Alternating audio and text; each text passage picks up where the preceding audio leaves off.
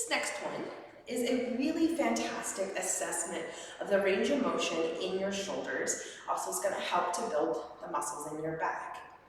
What you want to do is you want to come and find a wall, bring your feet probably about halfway, let's say a foot length away from the wall, feet aligned with your hips here, and you're going to place your sacrum against the wall, which is around your SI joint. Place your mid-back, so think of that sternum, pinning that sternum through, and the back of your head, right? You shouldn't be looking up, your face should be parallel to the ground. This is also gonna help improve your mobility of your neck.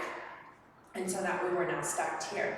Now you're gonna take your hands palm flat against the wall, and I want you to think pull up.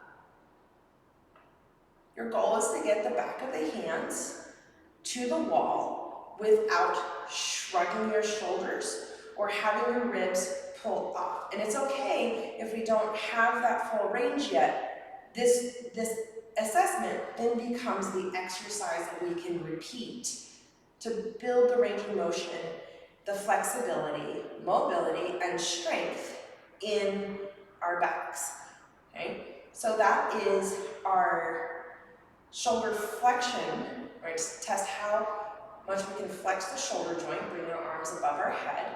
Now we want to do abduction, horizontal abduction, bringing our hands right in line with our sternum here. We're going to open up, and again, we're going to make sure that those shoulders aren't rising up towards the ceiling, that they're not protruding off, and then we want to make sure that those ribs aren't flying off either. We're going to connect those there, open up, starting from trying to get the back of the shoulder and the back of the arm, and then the ultimate goal is to get our hands to the wall. Now we're going to work the rotators and see how much rotation, internal and external rotation we have. Starting at 90-degree elbows, again, making sure the shoulders are down and into our hips. 90-degree elbows, palms are parallel to the ground. Now we're going to pull up and trying to get the back of the hands to the wall without, again, letting the shoulders rise or the chest protrude.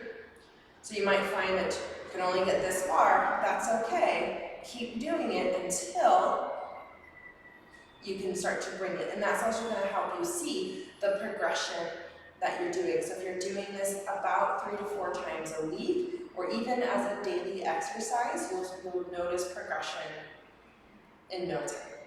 Now that is working external rotation of the humerus, but now let's work internal rotation. Again, starting in that position, we are going to rotate down and try to see how far we can work that internal rotation.